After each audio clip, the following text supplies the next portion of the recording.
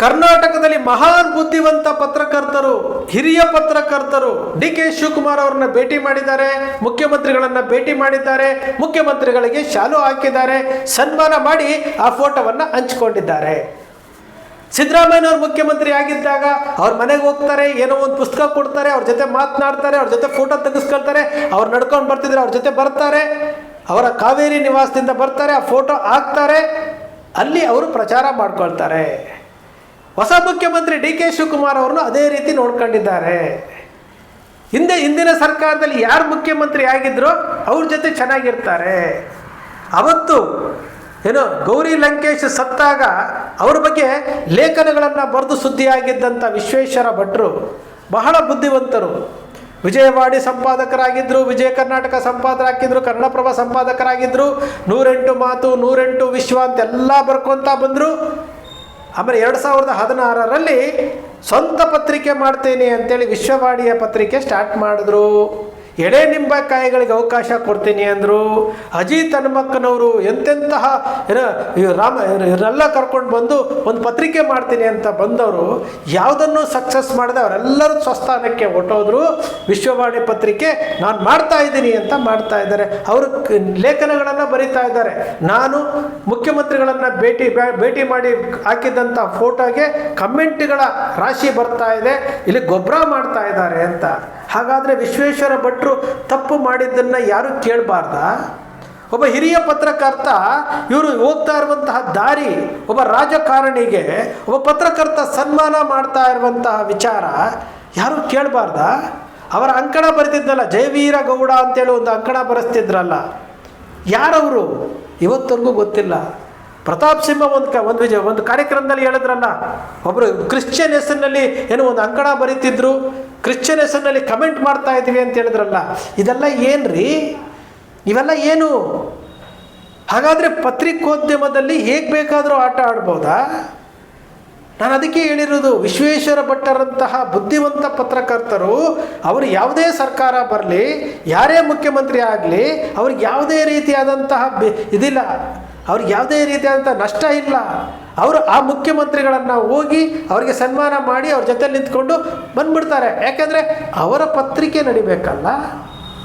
ಇವತ್ತು ಇಷ್ಟೆಲ್ಲ ಮಾತಾಡ್ತಾರಲ್ಲ, ಅಂಕಣ ಬರೀತಾರೆ, ಲೇಖನ ಬರೀತಾರೆ, ಎಲ್ಲ ಮಾತಾಡ್ತಾ ಇದ್ದಾರಲ್ಲ. ಪ್ರತಾಪ್ ಸಿಂಹನ ಸಂಸದರನ್ನು ಮಾಡಿದ್ರಂತೆ, ಸ್ಟ್ರಾಟಜಿ ಮಾಡಿ ಮಾತಾಡಿದ್ರಂತೆ. ಅಂದರೆ ಸ್ವಂತ ಬಲದ ಮೇಲೆ ಪ್ರತಾಪ್ ಸಿಂಹ ಸಂಸದ ಆಗಿಲ್ಲ ಅಂತೇಳಿ ಮೊದಲಿಂದ ನಾನು ಹೇಳ್ಕೊಳ್ತಾ ಬರ್ತಾ ಇದ್ದೀನಿ. ಇದು ಹಾಗೆ ಜಯವೀರ ಗೌಡ ಅದಾದ ನಂತರ ಇನ್ನೊಬ್ಬ ಕ್ರಿಶ್ಚಿಯನ್ ಹೆಸರಿನಲ್ಲಿ ಅಂಕಣ ಬರ್ಕೊಂಡು ಈ ರೀತಿಯಾಗಿ ಬೇರೆ ಬೇರೆ ದಾರಿಗಳಲ್ಲಿ ಇವರು ಕಾರ್ಯಸಾಧುವನ್ನು ಮಾಡ್ಕೊಳ್ತಾ ಇದ್ದಾರಲ್ಲ. ಇವತ್ತು ವಿಶ್ವವಾಣಿ ಪತ್ರಿಕೆ ರಾಜ್ಯ ಮಟ್ಟದ ಪತ್ರಿಕೆ ಒಂದು ವರ್ಷಕ್ಕೆ 2 ಕೋಟಿಗೂ ಹೆಚ್ಚು ಜಾಹೀರಾತುಗಳನ್ನು ತೆಗೆದುಕೊಳ್ತಾ ಇದ್ದಾರಲ್ಲ. 2 ಕೋಟಿಗೂ ಹೆಚ್ಚು ಜಾಹೀರಾತುಗಳು ಬರ್ತಾ ಇದ್ದಾವೆ. ಎಲ್ಲಿಂದ ಬರ್ತಾ ಇದೆ? ಇವ್ರ ಪತ್ರಿಕೆ ಎಲ್ಲಿ ಪ್ರಿಂಟ್ ಆಗ್ತಾ ಇದೆ, ಎಲ್ಲಿ ಪ್ರಸಾರ ಆಗ್ತಾ ಇದೆ, ಇವತ್ತಿನವರೆಗೂ ಲೆಕ್ಕ ಕೊಟ್ಟಿದ್ದಾರೆ. ಅವರು ಮುಖ್ಯಮಂತ್ರಿ ಬರ್ತಾರೆ, ಅಲ್ಲಿ ಅವರಿಗೆ ಸಂಬಂಧಪಟ್ಟಂತಹ ಅವರಿಗೆ ಆತ್ಮೀಯರಾಗಿರುವಂಥವ್ರು ಮುಖ್ಯಮಂತ್ರಿಗಳ ಸಲಹೆಗಾರರಾಗಿರ್ತಾರೆ. ಇವರು ಆರಾಮಾಗಿ ಏನು ಬೇಕು ಬಿಲ್లుಗಳು ಪಾಸ್ ಮಾಡ್ಕೊಳ್ತಾ ಇದ್ದಾರೆ. ಲೆಕ್ಕ ಕೊಡಬೇಕಲ್ಲ ವಿಶ್ವೇಶ್ವರ ಭಟ್ರು, ಲೆಕ್ಕ ಕೊಡಬೇಕಲ್ಲ. ವಿಶ್ವೇಶ್ವರ ಭಟ್ರು ತಪ್ಪು ಸುದ್ದಿಗಳನ್ನು ಹಾಕಿ ಕ್ಷಮೆ ಕೇಳಿರುವಂಥದ್ದು ನಾವೆಲ್ಲ ನೋಡಿದ್ವಿ. ಆ ವಿಡಿಯೋಗಳನ್ನೆಲ್ಲ ನಾವು ಪ್ರಸಾರ ಮಾಡಿದ್ವಿ.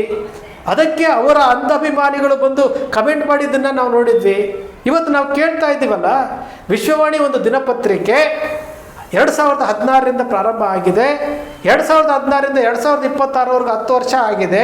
ಈ 10 ವರ್ಷದಲ್ಲಿ ವಿಶ್ವವಾಣಿ ಪತ್ರಿಕೆಗೆ ವಾರ್ತಾ ಇಲಾಖೆ ಕರ್ನಾಟಕ ಸರ್ಕಾರದ ರಾಜ್ಯದ ತೆರಿಗೆ ಹಣ ಎಷ್ಟು ಕೋಟಿ ಜಮಾ ಆಗಿದೆ, ಇವರು ಎಷ್ಟು ಪತ್ರಿಕೆಗಳು ಪ್ರಿಂಟ್ ಆಗ್ತಾ ಇದೆ, ಎಷ್ಟು ಪ್ರಸಾರ ಆಗ್ತಾ ಇದೆ, ಅದಕ್ಕೆ ಸಂಬಂಧಪಟ್ಟಂತಹ audit bureau audit bureau corporation ಅವರು ನಿಮಗೆ ಲೈಸೆನ್ಸ್ ಕೊಟ್ಟಿದ್ದಾರಾ, ವರದಿ ಕೊಟ್ಟಿದ್ದಾರಾ, ಅದರ ರೆಕಮೆಂಡೇಶನ್ ಮಾಡಿದ್ದಾರಾ, ಅದ್ರ ಬಗ್ಗೆ ಏನಾದರೂ ಕಾಪಿ ಇದೆಯಾ?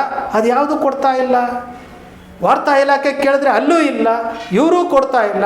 ಹಾಗಾದರೆ 2 ಕೋಟಿಗೂ ಹೆಚ್ಚು ಜಾಹೀರಾತುಗಳು ಇವರು ತಗೊಳ್ತಾ ಇದ್ದಾರಲ್ಲ, ಯಾವ ಆಧಾರದ ಮೇಲೆ ತಗೊಳ್ತಾ ಇದ್ದಾರೆ?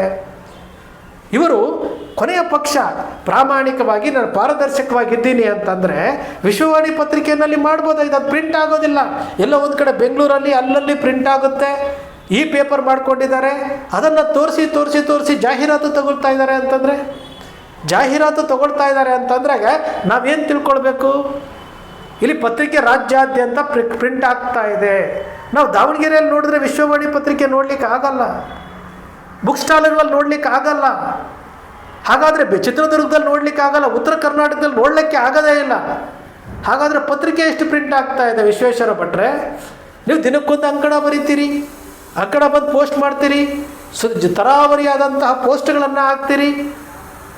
ನೀವು ವಿಶ್ವೇಶ್ವರ ಭಟ್ರು ಅಂತಂದರೆ ಒಂದು ಕಾಲದಲ್ಲಿ ನಮಗೂ ಆದರ್ಶ.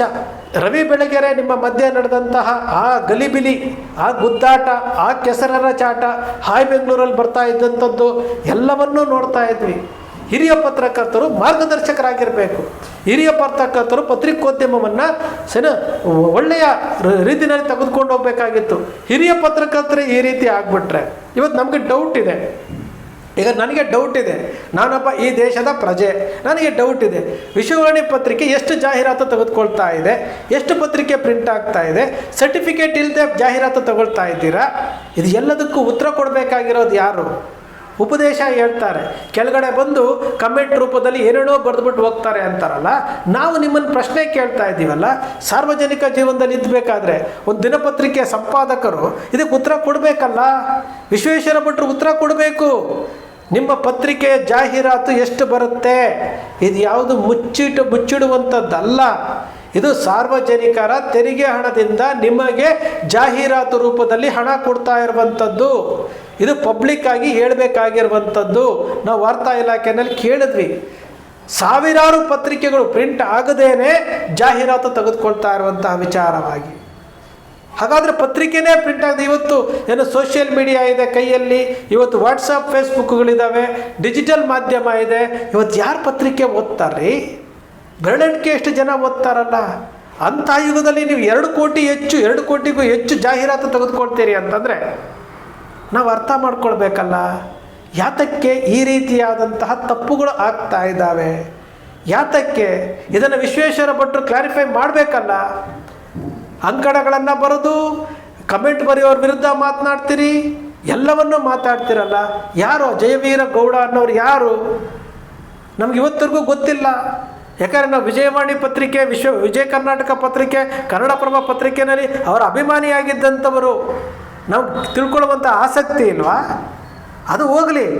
ಇಲ್ಲಿ ಜಾಹೀರಾತು ವಿಚಾರದಲ್ಲಿ ವಿಶ್ವೇಶ್ವರ ಭಟ್ಟರು ಅವರ ಪತ್ರಿಕೆಯಲ್ಲಿ ಪ್ರಿಂಟ್ ಮಾಡಬೇಕು, ಅವರು ವಿಡಿಯೋದಲ್ಲಿ ಬಂದು ಹೇಳಬೇಕು, ಅಂಕಿಅಂಶಗಳನ್ನು ತಿಳಿಸಬೇಕು, ಜನರಿಗೆ ಅಂಕಿಅಂಶಗಳ ಮೂಲಕ ತಿಳಿಸುವಂತಹ ಕೆಲಸ ವಿಶ್ವೇಶ್ವರ ಭಟ್ಟರು ಮಾಡಬೇಕಾಗುತ್ತೆ. ಅದು ಅವರ ಕರ್ತವ್ಯ. ಯಾರೇ ಮುಖ್ಯಮಂತ್ರಿ ಹೋಗಿ, ಒಬ್ಬ ಮುಖ್ಯಮಂತ್ರಿ ಅಂತಂದರೆ, ಒಬ್ಬ ಜನಪ್ರತಿನಿಧಿ ಅಂತಂದರೆ, ಒಬ್ಬ ಪತ್ರಕರ್ತ ಹೋಗಿ ಸನ್ಮಾನ ಮಾಡ್ತಾರೆ ಅಂತಂದರೆ, ಹಾಗಾದರೆ ಆ ಮುಖ್ಯಮಂತ್ರಿಯವರನ್ನು ಇವರು ಟೀಕೆ ಮಾಡಿ ಬರೆಯೋದೇ ಇಲ್ಲ, ಅವರ ತಪ್ಪುಗಳ ಬಗ್ಗೆ ಇವರು ಬರೆಯೋದೇ ಇಲ್ಲ, ಕಾಂಪ್ರಮೈಸ್ ಆಗೋ ರೀತಿ. ಪತ್ರಕರ್ತರು ಅಂತಂದರೆ ರಾಜಕಾರಣಿಗಳು ಜನಪ್ರತಿನಿಧಿಗಳನ್ನು ದೂರ ಇಡಬೇಕಾಗಿತ್ತು. ಆ ಕೆಲಸ ಏನಾದರೂ ಮಾಡ್ತಾ ಇದ್ದಾರಾ? ಇಲ್ಲ. ರಾಜಕಾರಣಿಗಳ ಮದುವೆಗೆ ಹೋಗ್ತಾರೆ, ಎಲ್ಲರೂ ಗುಂಪ ಕೂತ್ಕೊಳ್ತಾರೆ. ಹುಬ್ಬಳ್ಳಿನಲ್ಲಿ ಪ್ರಹ್ಲಾದ್ ಜೋಶಿ ಅವರ ಮಗಳ ಮದುವೆಗೆ ಹೋಗಿದ್ರು, ಎಲ್ಲ ಪತ್ರಕರ್ತರು ಕೂತ್ಕೊಂಡು ಆರಾಮಾಗಿ ಮಾತಾಡಿದ್ರು, ಎಲ್ಲ ಮುಗಿಸ್ಕೊಂಡು ಬಂದರು. ಪತ್ರಿಕೋದ್ಯಮದಲ್ಲಿ ಮೌಲ್ಯಗಳು ಏನಾಗಿದೆ, ನೈತಿಕತೆ ಏನಾಗಿದೆ? ಇವರು ಮಾರ್ಗದರ್ಶಕರಾಗಬೇಕಾಗಿದ್ದಂಥವ್ರು ಇವರೇ ಈ ರೀತಿಯಾದಂಥ ಸಂದೇಶ ಕೊಟ್ಟರೆ ಮತ್ತಿನ್ಯಾರು ಇದನ್ನು ಫಾಲೋಅಪ್ ಮಾಡ್ತಾರೆ? ಸ್ನೇಹಿತರೆ, ನಾವು ಸತ್ಯವನ್ನು ಕೇಳ್ತಾ ಇರುವಂಥದ್ದು, ನಾವು ಯಾವುದು ಸೃಷ್ಟಿ ಮಾಡ್ತಾ ಇಲ್ಲ. ವಿಶ್ವೇಶ್ವರ ಭಟ್ರು ವಿಶ್ವವಾಣಿಯ ಸಂಪಾದಕರು, ಅವರು ಲೆಕ್ಕ ಕೊಡಬೇಕು. ಜನರ ತೆರಿಗೆ ಹಣದಿಂದ ಅವರಿಗೆ ಜಾಹೀರಾತು ಸಿಗ್ತಾ ಇದೆ, ಎಷ್ಟೆಷ್ಟು ಪತ್ರಿಕೆ ಪ್ರಿಂಟ್ ಆಗ್ತಾ ಇದೆ, ಎಷ್ಟು ಪ್ರಸಾರಣ ಆಗ್ತಾ ಇದೆ, ಎಲ್ಲವನ್ನು ಜನರ ಮುಂದೆ ಹೇಳಬೇಕು ಅನ್ನೋದೇ ನಿಮ್ಮ ಅಕ್ಷರ ಮೀಡಿಯಾದ ಮೂಲಕ ಅವರಲ್ಲಿ ಮನವಿ ಮಾಡಿಕೊಳ್ತಾ ಇರುವಂಥದ್ದು. ಅಕ್ಷರ ಮೀಡಿಯಾ ಸೃಷ್ಟಿ ಮಾಡಲ್ಲ, ಕಲ್ಪನೆ ಮಾಡಲ್ಲ, ವಾಸ್ತವದ ವಿಚಾರವನ್ನು ವಿಶ್ಲೇಷಣೆ ಮಾಡುತ್ತೆ. ಅಕ್ಷರ ಮೀಡಿಯಾದ ವಿಶ್ಲೇಷಣೆ ನಿಮ್ಗೆ ಇಷ್ಟ ಆಯಿತು ಅಂದರೆ ಸಬ್ಸ್ಕ್ರೈಬ್ ಆಗಲಿಲ್ಲ ಅಂದರೆ ಸಬ್ಸ್ಕ್ರೈಬ್ ಮಾಡ್ಕೊಳ್ಳಿ, ಪಕ್ಕದಲ್ಲಿ ಕಾಣುವಂಥ ಬೆಲ್ ಐಕಾನ್ ಪ್ರೆಸ್ ಮಾಡಿ, ಶೇರ್ ಮಾಡಿ, ಪ್ರೋತ್ಸಾಹ ನೀಡಿ.